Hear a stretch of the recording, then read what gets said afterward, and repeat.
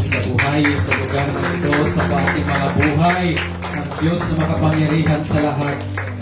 Sinasamba ka namin, O Diyos. Wala kang katulad, wala kang kapantay. Dinudulog namin sa iyo sa oras na ito ang aming mga puso. Linisin mo kami sa aming mga karumihan.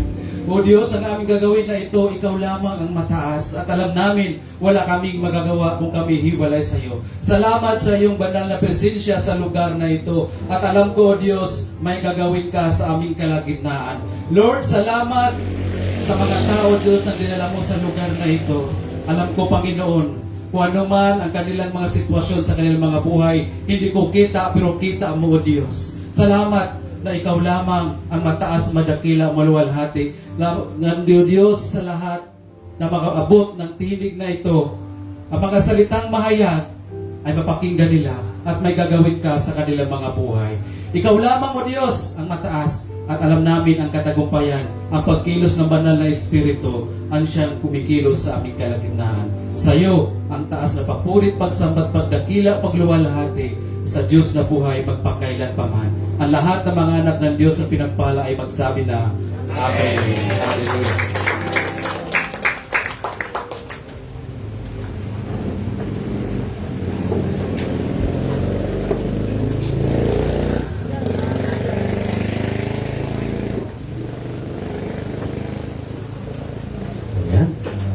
Salamat po.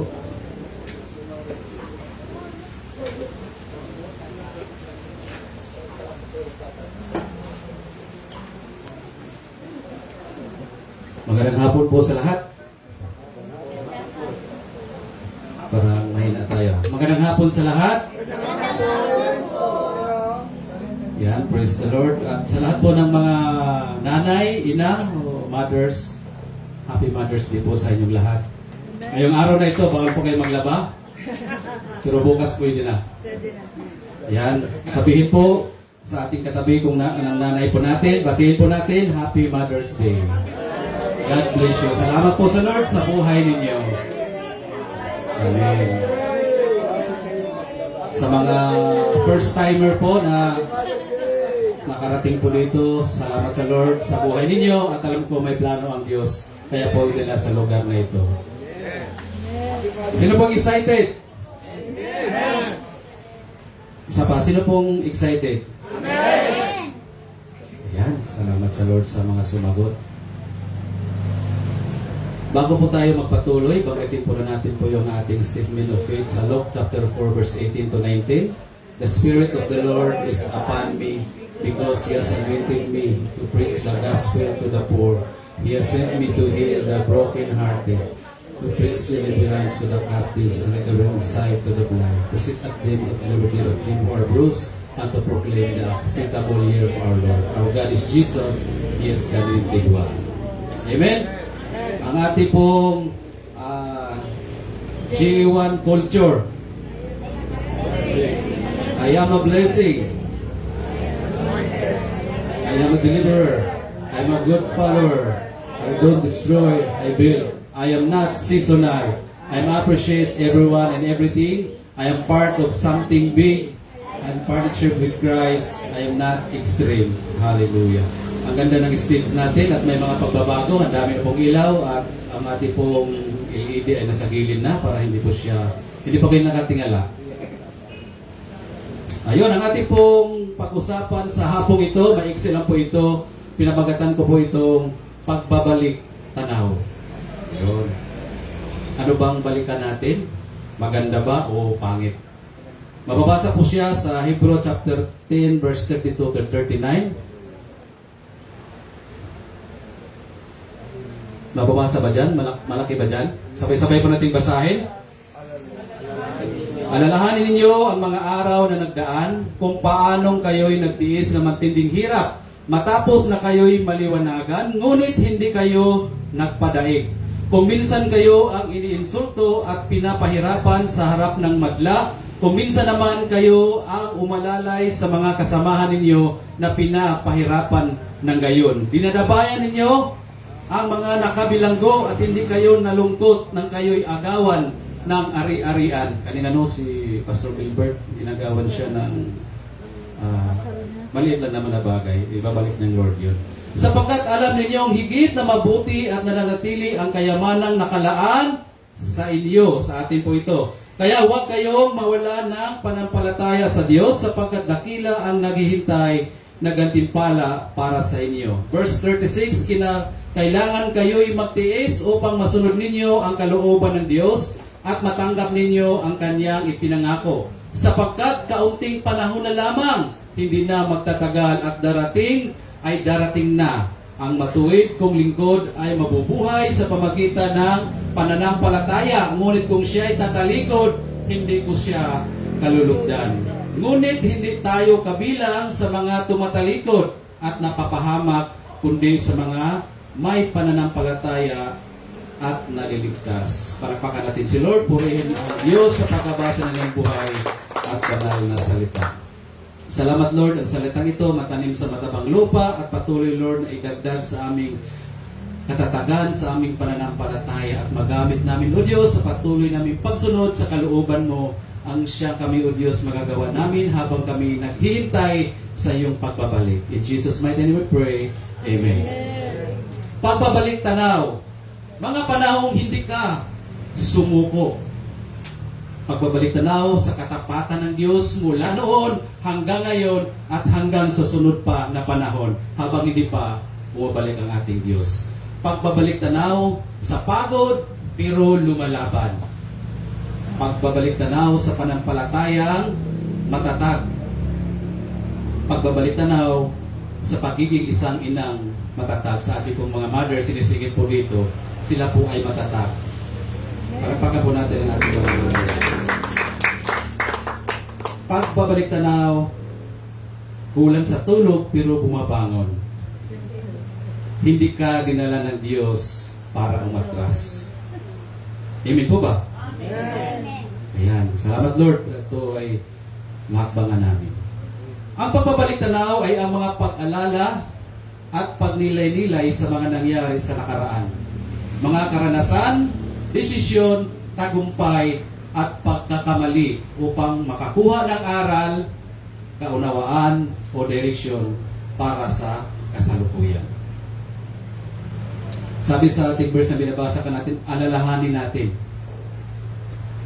Bigyan natin ng tanaw yung buhay natin dati nang wala pa tayo sa Diyos at ngayon ay Diyos na po tayo. Ang pagbabalik tanaw ay sa mga bagay na ating napagdaanan, napagtagumpayan at mga karanasan. Ito man ay maganda o hindi maganda. Masayang balikan kung puro magaganda ang nangyayari. Pero pag pangit na, parang gusto natin itong purahin sa isipan at kalimutan na nating tuluyan. Nakikita natin ang resulta ngayon pero hindi natin nakikita ang nangyayari doon. Mga taong nagsakripisyo, mga tao na patuloy nagtiis, nagtiyaga, dumadaan sa pagsubok, problema, pagluha, pero sa dulo may pagpapala. Amen? Mga taong kasama natin sa umpisa, pero ngayon ay hindi na natin kasama. May umaalis, pero may ipinipalit si Lord. May nang-iwan, at may patuloy na lumalaban. Kaya ikaw at ako po yun, na patuloy na lumalaban para sa Lord. Magandang balikan ang mga nangyayari kung ito ay maganda. Sabi kanina, sapagkat yun ay patutuon natin ngayon. Kung paano tayo sinamahan ng Lord noon, mas lalo pa tayong sasamahan niya ngayon. Amen? Amen. Kung paano po tayo pinagpala ng Lord noon, mas lalo pang pagpalain tayo ngayon. Tanggapin po natin yun. Kasi si Lord, siya ang Diyos mula noon, ngayon, at magpakailanman. Kung paano ka sinasamahan ng Lord, mas lalo ka pang sasamahan ngayon. Dati, may talento ka, ngayon nagpatuloy ka, ginagamit mo sa Lord. Patuloy, na-increase ng Lord yan. Amen po. Amen. Meron po tayong mga tatlong bagay na ating pagbabalik tanaw sa ating karanasan dati. Alam ko, lahat po tayo nakarelate po dito. Una, next slide please. Wala kang bonus sa pan. Meron na. Okay. Nagtiis ng matinding hirap bago maliwanagan. Tayo, ang tagal natin dati bago tayo pumunta sa Lord. Patago-tago pa tayo. Tinatawag tayo. Minsan may nagpumahayo, tumatago pa tayo kung saan pa yung ating mga alibay. Ito man ay kasalanan. Ito man ay mga bagay na kung saan ay hadlang, no? Nagpapadala po tayo. Pero ang magandang balita, hindi kayo nagpadaig, bagkus nagpatuloy. Lumalaban ka. At nung time na tinanggap mo ang salita ng Diyos na tanim sa puso mo, doon nag-umpisa na ang Diyos ay sinasamahan ka. Mababasa natin, sunod na slide. Alalahanin ninyo ang mga araw na nagdaan kung paano kayo'y nagtiis ng matinding hirap matapos na kayo'y maliwanagan, ngunit hindi kayo nagpadaig. Noong una, makasalanan talaga tayo eh. Walang purpose yung buhay natin, walang direksyon. Kaya balikan natin kung paano po tayo inabot ng Lord. Ganun din nilagay ng Diyos sa puso natin kung paano po natin abutin ang maraming tao na maging katulad din natin para sila magkaroon ng tamang relasyon. Next verse. Nung una, sa Ephesians chapter 2, verse 1 to 3, nung una patay kayo dahil sa inyong mga pagsuway at mga kasalanan. Sinusunod ninyo noon ang masamang takbo ng mundong ito at napailalim kayo sa pinuno ng mga kapangyarihan sa himpapawid at mga espiritong nagahari sa mga taong ayaw pasakop sa Diyos. Tayo, dati ganito ang buhay natin. Ang totoo, tayong lahat ay dati rin namumuhay ayon sa pagnanasa ng ating laman at sumusunod sa mga hilig ng katawan at pag-iisip. Kaya't sa ating likas na kalagayan, kabilang tayo sa mga taong kinapupuutan ng Diyos. Nung buhay natin dati, grabe yung paglaban natin sa kasalanan. Spiritually, naputol yung relasyon, at yung physical natin, may karamdaman tayo, may mga pagsubok. Marami tayo, bago po tayo nagkaroon ng kaliwanagan. Sabi ng Romans chapter 3, verse 10 to 12, ayon sa nasusulat, walang matuwid, wala kahit isa, walang makakaunawa, walang naghahanap sa Diyos. Ang lahat ay lumihis ng landas at nagpakasama. Walang gumagawa ng mabuti, wala kahit isa. Doon po tayo, ang buhay po natin dati, noon. Kaya alalahanin po natin kung paano po yung kabutihan ng Lord, kung paano po tayo minahal ng Panginoon. Amen? Amen. Napagtanto ba ninyo na kung paano ka sinasamahan ng Lord, kung paano ka naligtas? Kaya, next slide. Kumusta ang buhay mo noon kumpara ngayon? Pikit po ang ating mga mata. Anong nakikita natin? Madilim ano? Umulat po kayo. Yun, may liwanag. Ganun ang buhay natin ngayon. Palakpakan natin si Lord. May pagbabago, may pagpapala, or may pagpapalo. Kasi mahal tayo ng Lord. Hindi lang puro pagpapala, may pagpapalo din si Lord. Kung ayaw mong sumunod, matagal ka ng tinawag, matagal ka ng may purpose ang buhay mo, si Lord ang gumagawa ng paraan para ikaw ay mapalapit sa Kanya. Kasi hindi nagkamali si Lord na ikaw ay piliin at piliin ako. Pangalawa, na-insulto at pinapahirapan. Sino naka-experience po noon nung bago pa tayong born again? Amen. Maraming mga pagkutsa, maraming mga parang tinataboy tayo. No? The more na gumagawa ka ng mabuti, the more na gumagawa ka ng tama, the more na ayaw kanila. Ayaw sa mundo. Parang iba ang mundo mo. Pero dahil ang magandang balita, pero umalalay pa sa iba. Api ka na nga, pero may lakas ka pa ng loob, parang iba mong mga kapatiran ay napalakas mo. Nagkaroon sila ng pag-asa dahil sa iyo. Lahat tayo dito, naka-experience din dito. Wala naman siguro itong nung time na nagkaroon siya ng tamang relasyon sa Diyos, ay napaka-smooth talaga yung buhay niya. Numadaan po tayo dito. Mababasa natin sa Hebrew chapter 10 verse 33. Kung minsan kayo ang iniinsulto at pinapahirapan sa harap ng madla, kung minsan naman kayo ang umaalalay sa mga kasamahan ninyo na pinapahirapan ng gayon. Grabe no? Nung time na mayroon kang pinagdaanan, iniinsulto ka, pinapahiya ka, pero may lakas ka pa ng loob para din ng iba, ay pinagtanggol mo, pinalalayan mo sila kasi mahal mo sila. Ganon din tayo ngayong panahong ito. Hindi po tayo nagpasisikatan, hindi po tayo nagkaroon ng comparison, hindi po tayo naghihilahan, kundi nagtutulungan po tayo. Umalalay po tayo sa mga nanghihina para sila ay lumalakas. Ganon din tayo, pag tayo po ay nanghihina, may mga tao din na umalalay sa atin sa pamagitan ng panalangin. Palakpakan natin yung mga ating mga prayer warriors na Lunes hanggang Sabado ay nandyan. Amen. Next slide. Mabilis ba o sakto lang? Sabi po dyan, kapag naranasan mo na naiinsulto ka ng tao dahil kay Kristo, tandaan mo, umpisa na ng pag-angat ng buhay mo. Amen. Ulitin ko, parang iba na pa. Kapag naranasan mo, ininsulto ka ng tao dahil kay Kristo, tandaan mo, umpisa na ng pag-angat ng buhay mo.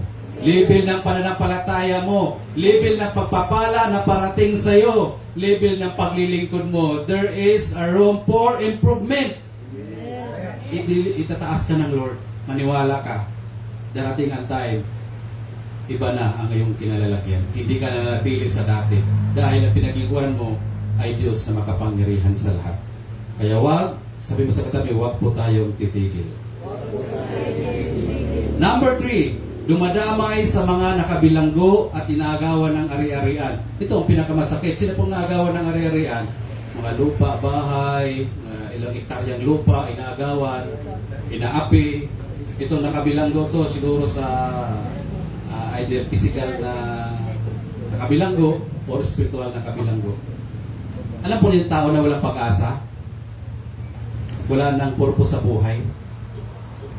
Pero nung time na nakakwentuhan mo, or ikaw mismo naka-experience ng ganito, tapos may mga taong ginamit ng Lord, sinishiran ka, ini-encourage ka, ini-empower ka, pinapanalangin ka, at bumalik yung dati mo pagtiwala sa Lord. Sabi ko dito sa good news natin, pero hindi nalungkot dahil may higit na kayamanan na nakalaan para sa lahat. Darating ang time na tayo ay galak na galak dahil tatanggap po tayo na nakalaan para sa iyo at para sa akin na kayamanan. Amen? Kailan kaya yung Lord? Malapit na po yung darating. Basta magpatuloy ka lang. Kasi si Lord ang may-ari ng langit at lupa, lahat ng meron. Kay Lord po yung lahat. Yung lakas, talino, kaalaman mo, si Lord, kay Lord galing yan. Kaya pwede kang payamaan ng Lord sa anumang paraan. Basta magpatuloy ka lang, magtiwala ka lang. Hebrew chapter 10 verse 34. Dinadamayan ninyo ang mga nakabilanggo at hindi kayo nalungkot nang kayo'y agawan ng ari-arian, sapagkat alam ninyong higit na mabuti at nananatili ang kayamanang nakalaan sa inyo. Ang kayamanan na matagal nating hinihintay ay yung kayamanan na sa langit. Sino pong gusto nun? Amen. Doon po tayo kasi walang magnanakaw doon. Wala po inong kalawang, yung kayamanan na eternal. Doon po tayo ay hinihintay natin. Next slide. Sa pagdamay mo sa iba, nagdala ikaw sa kanila ng pag-asa. Yung mga tao, sabi mo kanina, wala ng purpose, nasiran mo ng word of God, na-empower mo, na panalangin mo, na deliverance mo, na inilhiling mo, nagkaroon ng purpose sa kanyang buhay at ginamit ng Lord. At ngayon kasama mo na naglingkod sa Panginoon. Kung inagawan ka noon, ibabalik ng Diyos ngayon. Ang kalamputan mo noon, papalitan ng Diyos ng kagalakan ngayon. Sino pong gusto noon? Palakpakan natin si Lord. Application na po tayo. Sabi ko nga siya, mabilis na po tayo eh. Hakbang para sa parating pa na mga karanasan. Noon, iwanan na po natin yun. Kung maganda man nangyari, balikan natin. Pero pag pangit man, huwag nating balikan. Kung pangit man nangyari, kung makikita mo kung paano ka sinasamahan, Lord, kung paano inayos ang mga sitwasyon, kung paano ka binago, pinagaling, pinatawad, yun ang balikan natin ngayon. Kaya rin gawin ng Diyos ngayon at sa dating pang panahon. Una, huwag mawala ng panampalataya sa Diyos. Kasi ang pananampalataya, yun po ang foundation ng ating paglilingkod sa Lord. Hebrew chapter 10 verse 35. Kaya huwag kayong mawalan ng pananampalataya sa Diyos, sapagkat dakila ang naghihintay na gantimpala para sa inyo, para po sa ating lahat. Kaya ang pananampalataya natin dapat hindi nagwi-wave. O sa kanan ako, kanan din ikaw. O sa kaliwa, kaliwa din ako. Mahirap maglingkod sa Lord na sakang, kaliwa ka o kanan. Mabagal ang iyong pag-forward. Kaya dapat ang pananampalataya natin ay hindi mawala. Amen? Hello? Panampalataya mo, patatagin mo. Kaya nga, meron po tayong mga devotion, mga prayer, mga gawain para mas lalo pang tumatag yung pananampalataya natin. Yung ating mga anak na mga bata pa, habang hindi pa dumating si Lord, yun din ang gagamitin ng Panginoon para aangat ang buhay nila, ang buhay natin, at yan yung gagamitin ng Lord na sila ay paangatin para sa ministry ng Panginoon. Kaya huwag po tayong manghinawa, huwag po tayong mawala ng pananampalataya doon sa salita ng Panginoon, sa pangako niya. Pangalawa, kailangan magtiis. Hindi madali ang pagpapala na ibigay mo lang agad. Mas maganda yung pagpapala na dumadaan sa proseso, dumadaan sa mga sakripisyo at mga pagtitiis. Lahat naman tayo dumadaan sa pag-aaral. Kung ang pag-aaral natin ay napaka-smooth lang, siguro hindi tayo makakapagtapos. Siguro makapagtapos na, pero ilan lang percentage. Pero mas iba yung nagtiis, na hirap, walang baon, naglalakad, grabe yung mga dedication nila. Doon, grabe yung tagumpay. Hindi sumusuko sa buhay, lumalaban kahit walang baon, sila ay nagpatuloy dahil may pangarap. Dumadaan sila sa pagtitiis o paghihirap. Kasi alam nila, yun ay kasama sa proseso para doon sa pagdating doon sa tagumpay, makikita nila kung paano po sila sinasamahan ng Lord at ganoon din sa kanilang pagtitiis. Hebrew chapter 10 verse 36. Kinakailangan kayo'y magtiis upang masunod ninyo ang kalooban ng Diyos at matanggap ninyo ang kanyang ipinangako. Lahat pa ng pangako ng Lord, meron din tayong kaakibat na gagawin. Bibigyan ka ng 1 milyon, hindi mo naman alam kung paano gamitin nyo. Wala din. Kaya iba yung pangako ng Lord sa tamang panahon, sa tamang oras, o sa tamang sitwasyon. At lalo na sa tamang tao. Dapat hard to give din. Sabi ng iba, hard to give daw. Kaya kailangan natin ipanalangin. Kailangan tayong magtiis para sa Lord. Kung gusto mo na iangat ka, kung gusto mo ng pagpapala, kung gusto mo na ang buhay mo ay magkaroon ng saysay, kailangan natin magtiis. Ang problema, pagsubok, yan ay kaakibat na sa buhay natin, kahit bilang Kristiyano. Kasi kung wala yan, hindi po tayo matututo. Hindi po natin makikita na minsan ay lakas lang ang pinapairal natin, talino, kaalaman. Pero pag mayroon ganyan na mga sitwasyon, mga challenges, nakikita natin kung paano pa tayo sinasamahan ng Lord at kumikilos po siya kasama natin. Palakpakan natin si Lord. Kailangan magtiis para sa promises. Yun. Kailangan talaga tayo magtiis. Number 3, kailangan maghintay. Ano bang hintayin natin?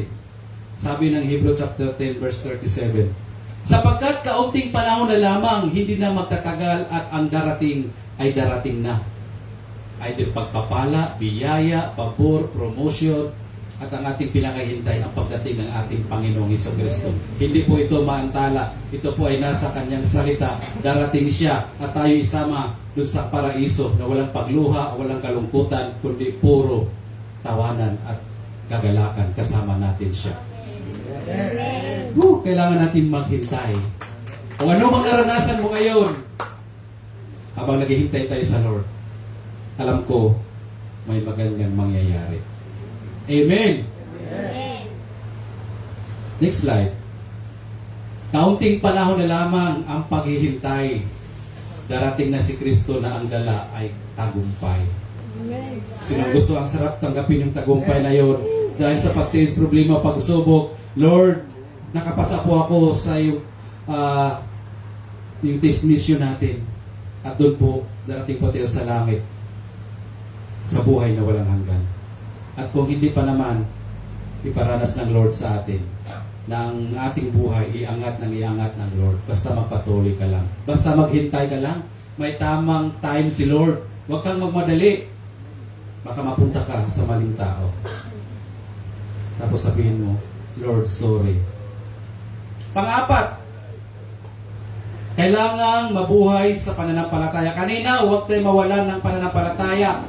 Kung ikaw may pananampalataya ka na at ako mayroon din, dapat mamuhay po tayo base sa ating pananampalataya. Kasi ikaw ay inayos ng Lord, ikaw ay tinawag ng Lord, binihisan, niyakap niya, tinanggap niya, Instead na tayo yung mapako doon sa cross ng Kalbaryo, grabe yung pag-ibig ng Lord dahil may purpose siya. Hindi siya nagkamali na ikaw ay piliin, tawagin, at kailangan natin mabuhay sa pananampalataya.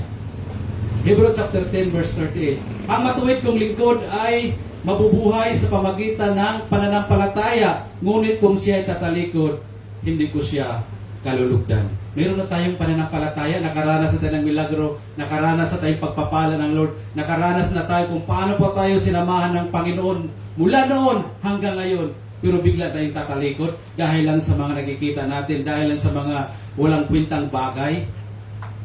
Dapat sabihin, pero wag nang tatalikod. Sabi mo sa katabi mo, wag na tayong tatalikod. Sayang yung panahon. Sayang yung panahon na ginugol mo para kay Lord. Tapos sa biglang iglap lamang ay tatalikod ka. Dapat tayo ay mabubuhay sa pamagitan ng pananampalataya, hindi po sa ating nakikita. Next slide. Kailangan mabuhay sa pananampalataya at hindi sa pagnanasa. Kaya nga ang ating mga ninuno sa Adam at Eva, sila ay nalaglag dahil sa lust of the flesh, lust of the eyes, at saka pride in life. Kaya dapat ang pananampalataya po natin, mamumuhay po tayo. Number 5, huwag tatalikod sa pananampalataya. Yung kanina, nabanggit ko na kanina. Hebrews chapter 10 verse 39.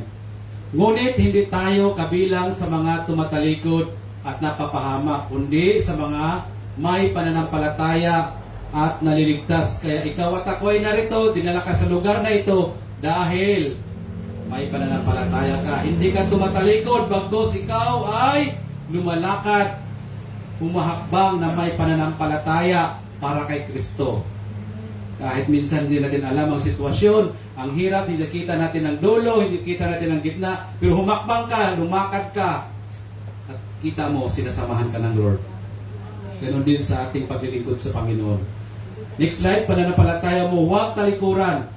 Sa halip dapat mong ipaglaban. Pinaglaban ka na ng Diyos doon sa cross ng Kalbaryo. Pinaglaban ka na niya. Nagtagumpay na si Lord. Kaya ngayon, sa atin naman, kaya bang ipaglaban si Jesus sa buhay mo, sa ministry mo, sa pamilya mo? Anong sagot? Amen. Sabi ng Roma chapter 3 verse 21 to 26.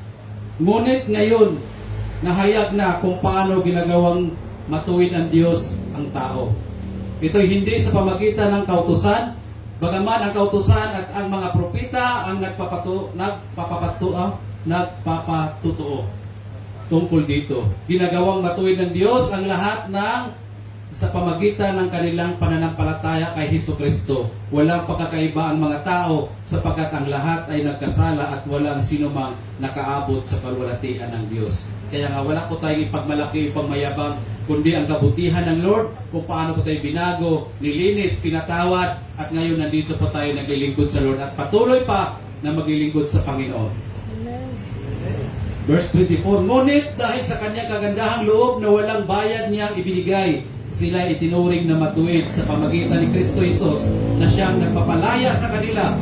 Siya na inaalay ng Diyos bilang handog upang sa pamagitan ng kanyang dugo ay mapatawad ang kasalanan ng lahat ng sumasampalataya sa Kanya. Ginawa ito ng Diyos upang patunayang siya'y matuwid sapagkat noong unang panahon ay nagtimpi siya at pinagtiisan ang mga kasalanang nagawa ng mga tao. Ngunit ngayon ay pinapangkita ng Diyos na siya'y matuwid at tinuring niyang matuwid ang mga sumampalataya sa Kanya. Ibig sabihin, si Lord ang gumagawa ng paraan para ikaw at ako ay maging matuwid sa Kanyang harapan. Hindi kaya gawin ng isang tao o anumang effort ng tao, kundi si Lord lamang. Ginawa kang matuwid.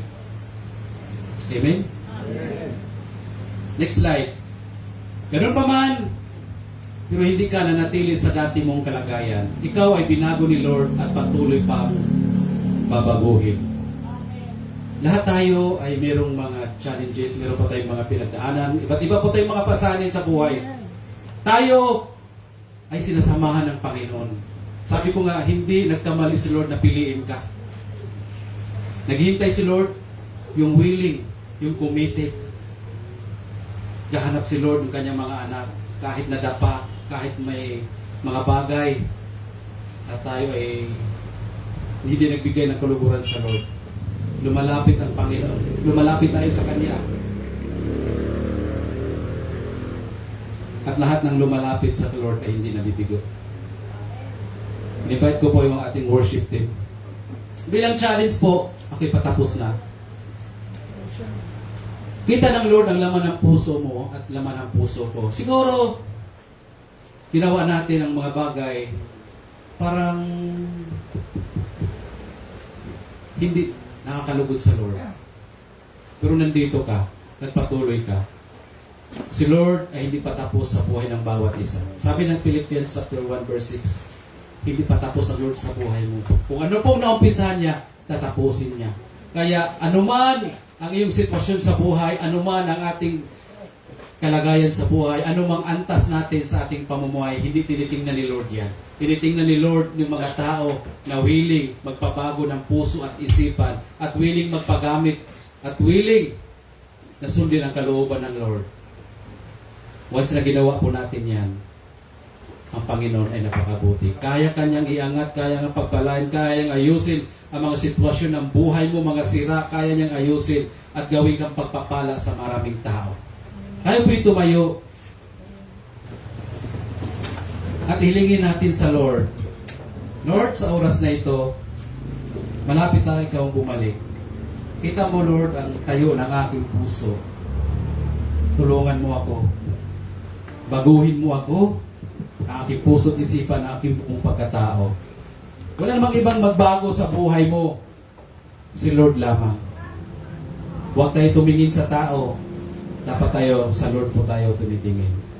Kung gusto mo na may tiligamitin ka pa ng Lord, mas matindi pa kumpara sa dati, i-desire mo, Lord, nandito po ako. Katulad ni Propeta Isaiah, sabi niya, sinong ipapadala natin?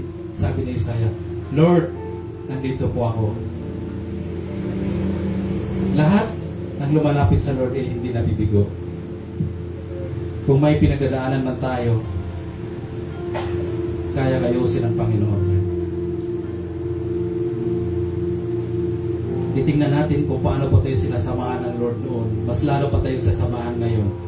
Kung nakaranas ka ng milagro noon, kaya din gumawa ng Lord ng milagro sa buhay mo ngayon. Amen? Habang umawit po tayo, habang umawit ang worship team, ihingi po tayo sa Lord. Sabi ko nga, ang Lord hindi pa tapos. Hindi nagkamali ang Lord na pumili sa iyo at pumili sa akin. Hallelujah. We thank you, Jesus. Yan, habang inaawit ang awiting ito, awitin natin ito mula sa ating puso.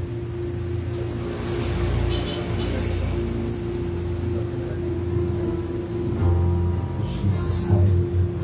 Thank you, Holy Spirit.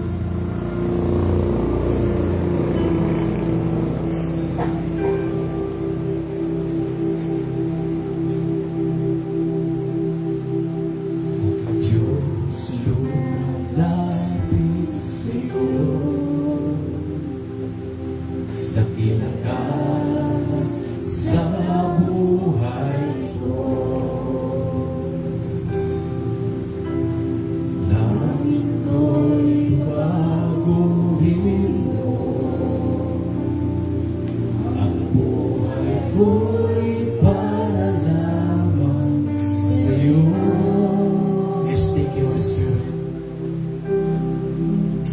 Panginoon, sumusuko, tumulo sa iyong trono. Huwaring mo, tingapin ako. Ang aking Diyos, nagpapakumbaba sa'yo. Baguhin mo ang puso ko, baguhin mo ang isip ko, turuan ako sumunod sa'yo.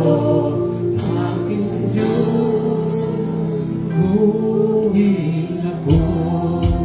Thank you, Jesus. Hallelujah. Habang inaawit natin, sabay po natin na mag-usap tayo sa Lord.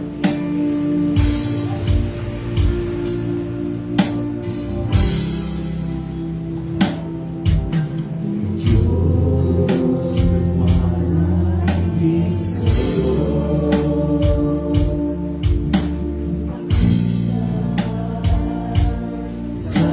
buhay ko.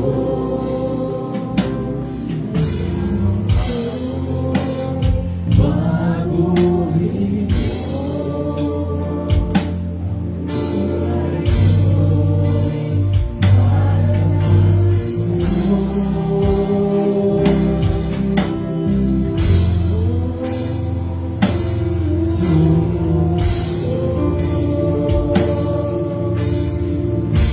lubos sa iyong trono.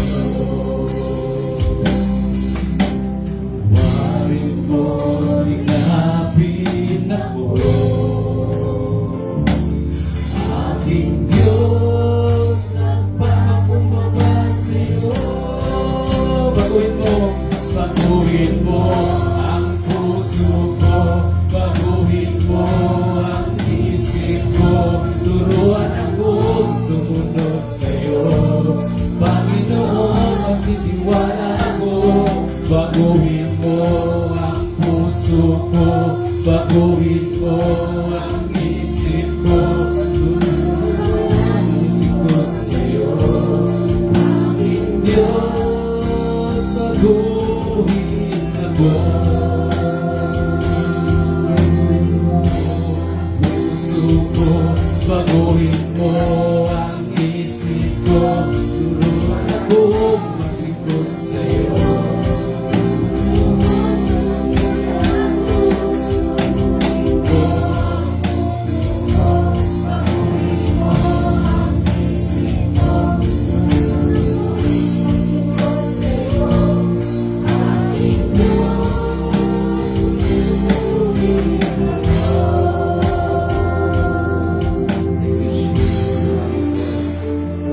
Itaas po natin ang ating mga kamay bilang pag-surrender sa Lord.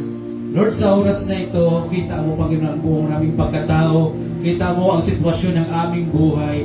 Kita mo, O Diyos, ang tayo ng aming puso. Ano man ang aming pinagdaanan, ano man, O Diyos, ang mga sitwasyon, salamat, Lord, nandyan ka.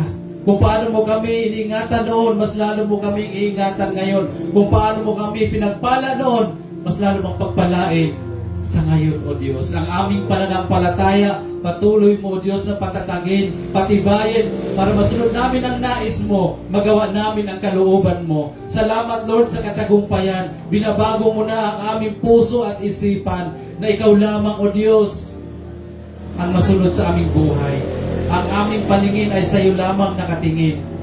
Salamat, Lord, sa iyong mga anak na rito, Panginoon. Ang kanilang buhay ay hindi na katulad ng dati. Lord, bukas ang kalangitan sa lahat ng biyaya at pagpapala sa lahat ng aspeto ng buhay, O Diyos. Salamat sa lahat ng manegosyo, trabaho, promotion, wisdom, knowledge, understanding, and anointing, Lord. Dumadaloy sa lahat ng iyong mga anak. Inaayos mo, Panginoon, ang bawat buhay. Araw-araw, we are new every morning. Salamat sa mga salitang ito na nahayag sa aming kalagitnaan bilang magbabalik tanaw kung paano, O Diyos, ang kabutihan mo, hindi ka nagbabago mula noon, ngayon at magpakailanman.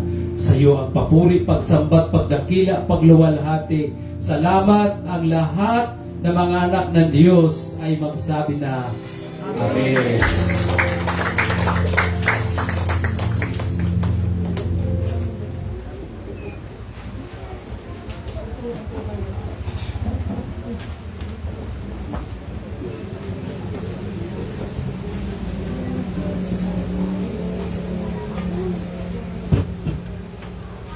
Sige po.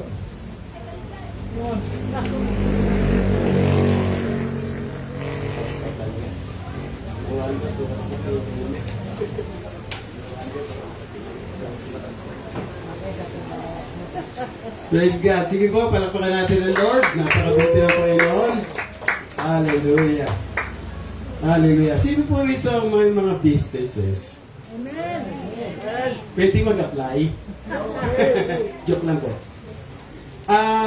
Natanong ko po kung sino may business. Related po rito yung ating topic sa pagbibigay. So sabi po rito na sa 2 Corinthians 9, sabi po sa verse 6, "But this I say, he which soweth sparingly shall reap also sparingly, and he that soweth bountifully shall reap bountifully." Verse 7 po, "Every man according as he purpose in his heart, so let him give, not grudgingly or necessity, for God love the cheerful giver." Alam niyo po, ang sikreto po ng mga magsasaka, para po sila umani, no, the more na itinatanim nila, mas maraming seed. Dahil po, pag natanim kayo ng maraming seed, mas marami po yung puno at maraming bunga. So ito rin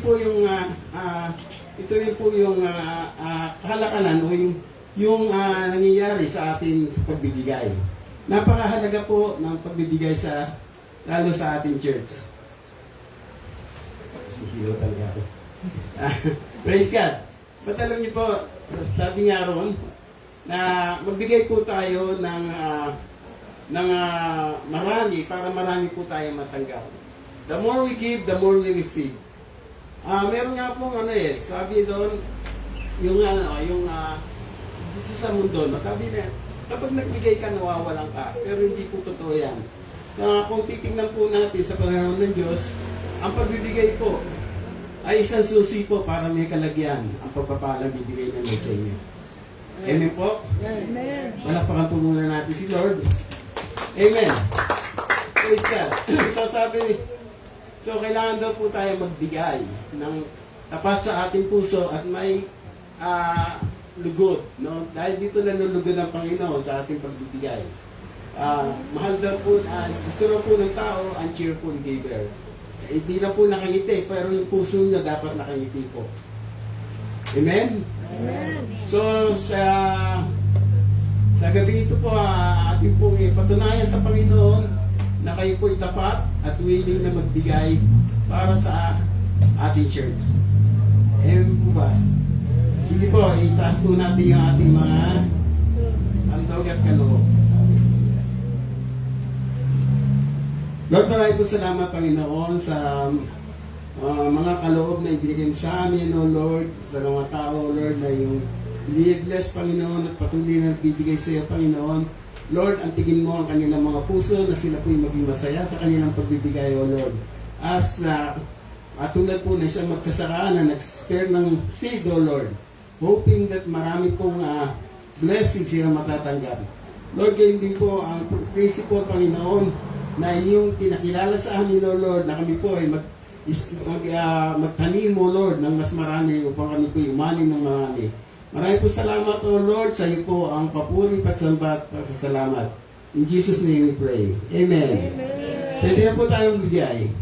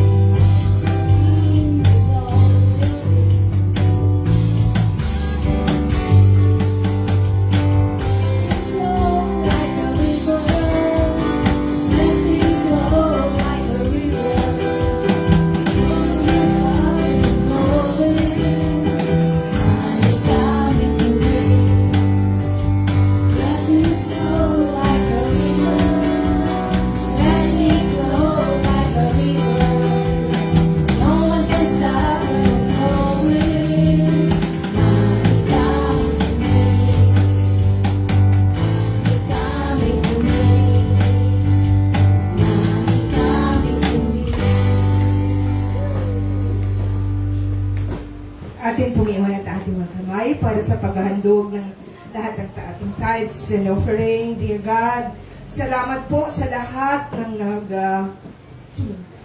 lahat ng naritong paghahandog, O Diyos. Tanggapin mo ito ng may kalwalhatian. What to glorify your name, dear God.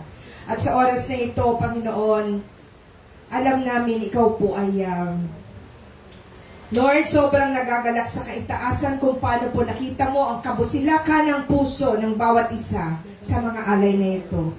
Sanctified by your blood, Jesus, thank you so much. Tunay nga po, ikaw po'y napakabuti sa buhay ng bawat isa. Sa iyo rin po nanggaling ang lahat ng ito, Panginoon. Parangalan ka ng lahat ng aming handog na ito. In Jesus' name, all that we pray. Lahat po ay magsabi ng amin. Ngayon naman po, tayo po ay dadako sa ating Holy Communion. Minsan pa po natin ipanalangin ang ating pong mga gagamitin ng elements. Lord Jesus, amin pong itinataas sa iyo, sanctify all these elements that we are going to partake, ang tinapay, ang juice, Panginoon. Salamat po, Panginoon, sa pagkakataong ito na muli. O Lord, kami po'y magsasalo-salo upang ikaw ay parangalan. Kami pong naririto, nagpapakumbaba, nagpapalinis, O Lord. Salamat po sa biyaya, Panginoon, na kami po'y muli makakahingi ng kapatawaran, lilinisin, O God, ng iyong banal na dugo. Ito'y makapangyarihan. Lord, patawad po sa lahat ng pagkakamali, sa lahat ng pagkakasala. Thank you, Jesus. Amen. Kumuha po tayo ng isa at tayo po ay sabay-sabay.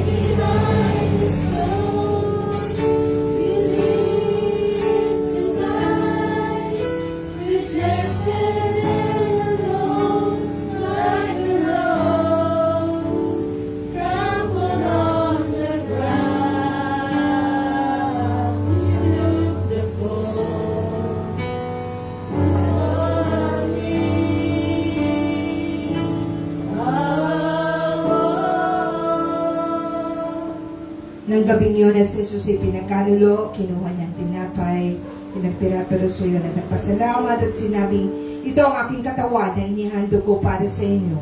Gawin ninyo ito bilang pag-alaala sa akin. Ganon din naman pagkatapos ng hapunan, kinuha niya ang kopa at sinabi, ito ang kopa ng bagong tipan na pinagtibay ng aking dugo. Gawin ninyo ito bilang pag-alaala sa akin. Sapagkat sa tuwing iinom kayo sa kopang ito at kakain ng tinapay, ay inaalaala niyo ang kabatayan ng ating Panginoong Hesus hanggang sa muli niyang pagbabalik. Pinsan pa po tayo nanalangin. Salamat po, Panginoon, sa iyong katawan na nabayubay sa krus. Dahil dito ang lahat ng aming sakit, karamdaman ay nagsigaling. Ganon din naman, O Diyos, salamat po sa iyong dugo na napigil sa krus. Sapagkat sa iyong dugo kami po'y nagkaroon ng buhay na walang hanggan. Atin pong kainin ng tinapay at inumin natin ng juice.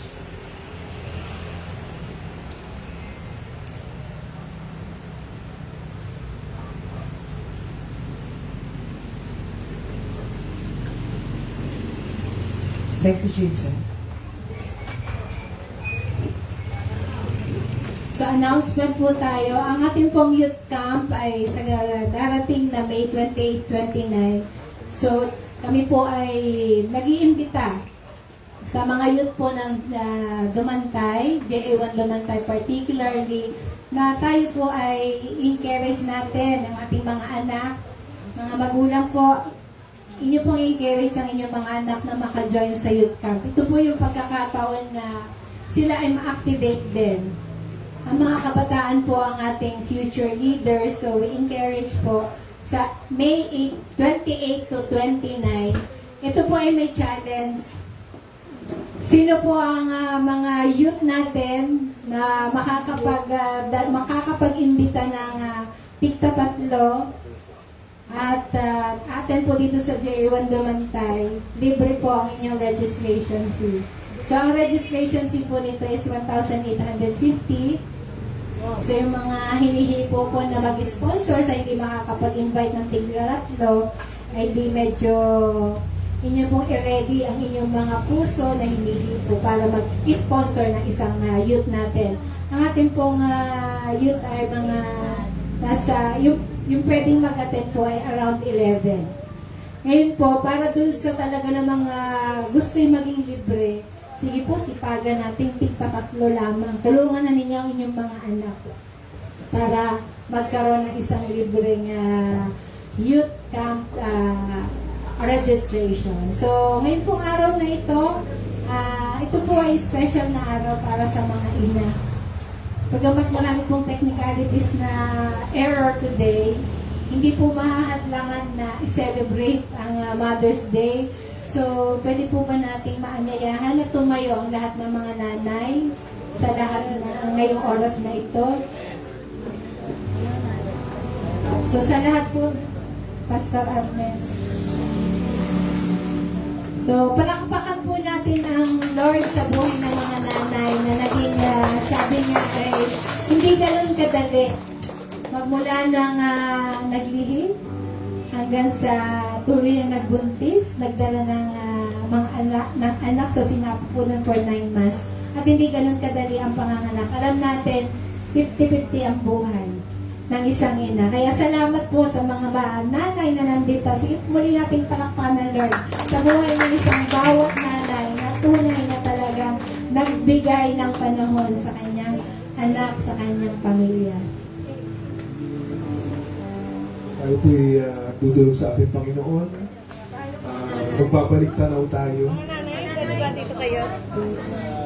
Magbabalik tanaw tayo sa time ng ating mga nanay ay napaka-sexy pa. Yung time na kayo ay first time na naging positive ang ano ba yun? Pregnancy test. Yeah. Sabi nga ng ating Pastor Joel, time ito ng pagbabalik tanaw. So Lord, kami po ngayon ay nagpapasalamat sa mga nanay na nasa aming harapan. O Lord, napakarami po namin dapat ipagpasalamat bilang mga anak. So mga anak, tinam namin ang panalangin ito. At kami po Lord ay nagbabalik tanaw sa time na kami ay una mong binuo sa sinapupunan ng mga magulang namin, especially sa mga mother na naririto, Panginoon.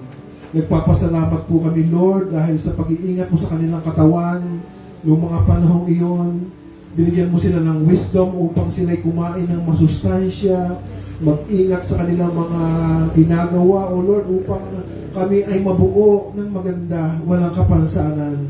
At Lord, yung pong habang kami ay lumalaki, Panginoon, naghahanda siya, bibigay siya ng time para makapagpa-check up, O Lord, dahil gusto niyang masiguro na ang paglaki namin ay normal at paglabas namin ay kami ay malusog na malusog. Alam namin, Lord, na sa time na ito ay gustong-gusto kaming gawa ng masama ng kaaway dahil ang sinasabi nga, Panginoon, ng mga lingkod ng Diyos ay mula pa nung pagkabata ay gusto ng pigilan ito ni Satanas. At salamat, Lord, pinagtanggol mo kami, O Lord.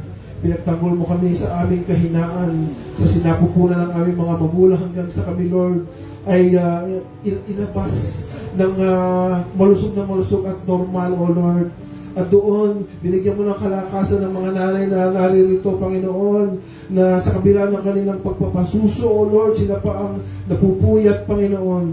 Hindi sila nagsisi sa kanilang ginawa, bagkus sila ay naging karir nila ito, Panginoon. Kinarir nila ang pag-aalaga sa mga bata na iyong ibinigay sa kanila, O Lord.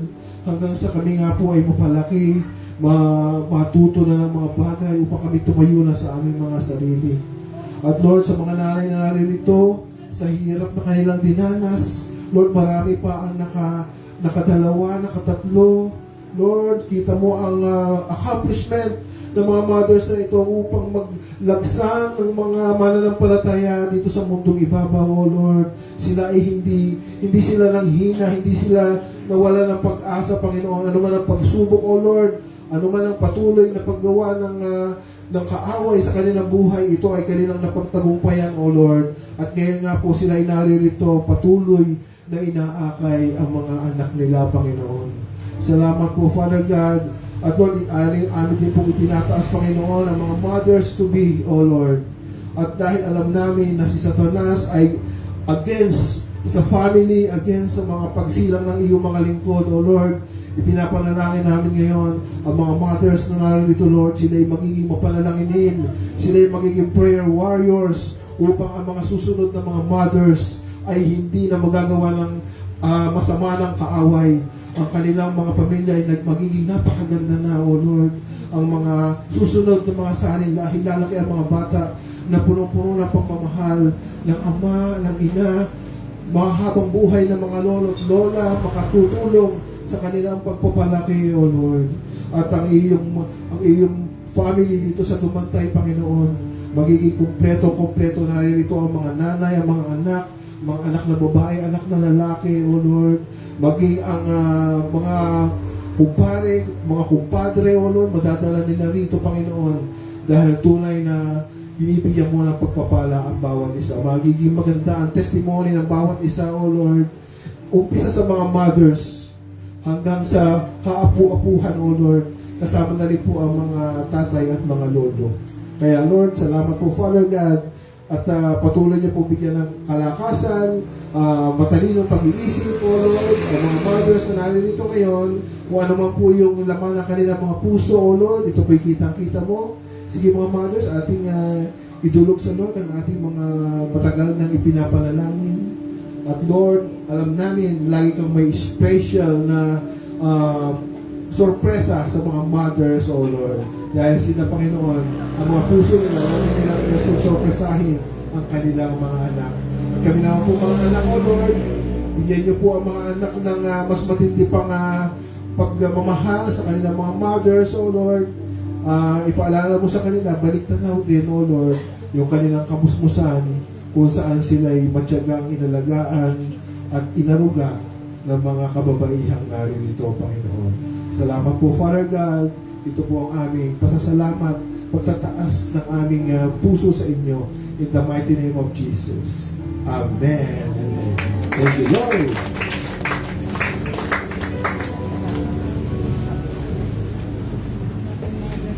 Happy Mother's Day po sa lahat ng nanay sa araw na ito. Tayo po ay magdi-victory proclamation na sa araw na ito. And we welcome po yung inyong out of the gratitude of your heart. Ang templo po natin ay sobrang init, po.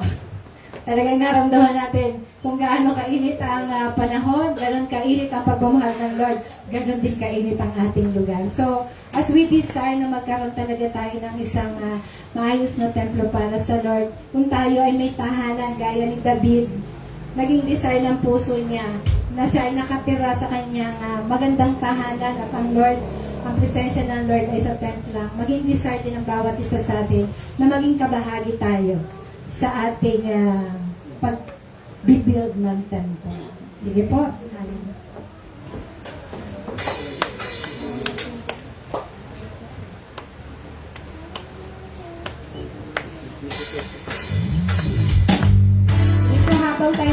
Victory Proclamation card tayo po ay pwede na magbigay. Bigyan natin ang sabunin, Lord.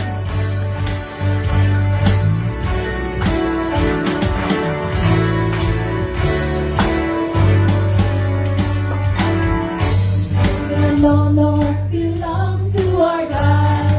Glory and honor belongs to our God. Glory and honor belongs to our God. His kingdom will never end. Glory and honor belongs to our God. Glory and honor belongs to our God. Glory and honor belongs to our God. His kingdom will never end. Praise the Lord, all you servants of the Lord, who stand by night in the house of the Lord. Let's dance and clap our hands together. Come and bless the Lord. Glory and honor belongs to our God. Glory belongs to our God. Glory and honor belongs to our God. His kingdom will never end. Let's praise the Lord, servants of the Lord, who stand by night in the house of the Lord.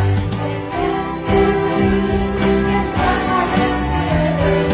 Come and bless the Lord.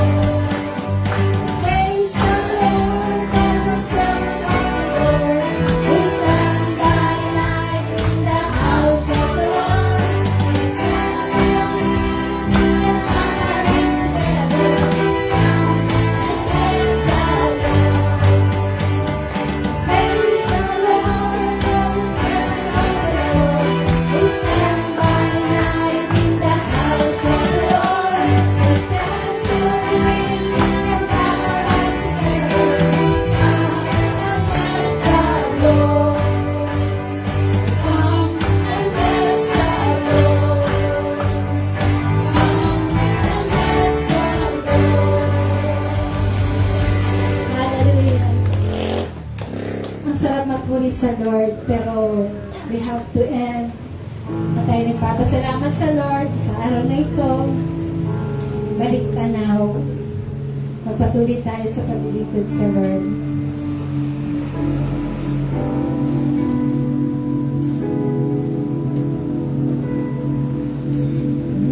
Lord, we want to lift your name on high. And Lord, we want to thank you for the works you've done in our lives. And Lord, we trust in your unfailing love.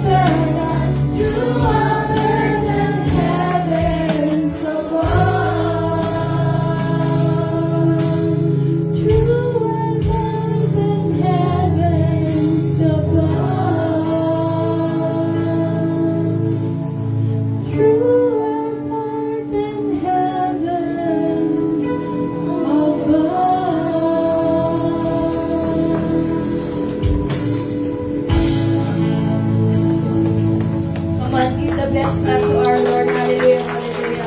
Lord, maraming salamat sa Sunday worship service na ito. Lord, thank you for the victory. And Lord, thank you for the life of Pastor Joel na nagbigay ng word. And Lord, naway ito'y natanim sa pinakamatabang parte ng puso namin. And Lord, nawa po ito ay magbunga sa mga susunod pa po namin araw-araw na buhay. Lord, we will continue to remember all the days na na-receive po namin yung salvation, yung hope, yung restoration sa aming buhay, oh Lord. Lord, maraming salamat po at sa pag-uwi po ng bawat isa. Lord, yung mga anghel po ay lagi po kaming poprotektahan, and Lord, with your most holy precious blood, oh Lord. Lord, tinataas po namin sa inyo lahat po ng victory. Lord, maraming salamat po. In Jesus' name we pray. Amen.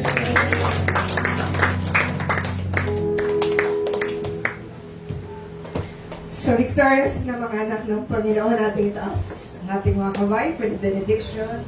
Tagapin ng bawat isa ang napakadakilang pag-ibig ng Diyos Ama, ang walang hanggang pagpapala ng Diyos Anak ay sumainyo sa tuwina, at ang pagmamahal, patnubay, gabay ng banal na Espiritu Santo ay laging maranasan. Ang lahat ng narito ay magsabi ng Amen. God bless you and have a nice evening. Pastors, pwede po kayo mag-pray sa ating pong